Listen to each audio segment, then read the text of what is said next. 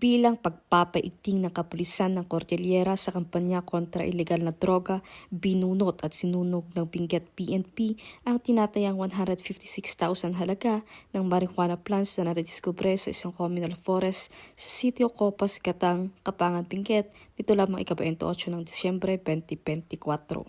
Matagumpay ang nasabing marijuana eradication dahil sa pagtutulungan ng mga operatiba sa pangunguna ng Benguet 2nd PMMC, Kapangan MPS, katuwa ang Provincial Drug Enforcement Unit, Provincial Intelligence Unit, Benguet Police Provincial Office, Regional Intelligence Division, at Philippine Drug Enforcement Agency Cordillera.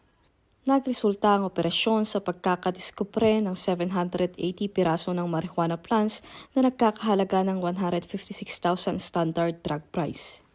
Bagamat walang nahuling cultivator, binunot at sinunog ng mga operatiba ang pinagbabawal na tanim sa mismong lugar pagkatapos ng pagdokumento at pagkuha ng sapat na sample upang isumite sa Provincial Forensic Unit CAR para sa karagdagang pagsusuri.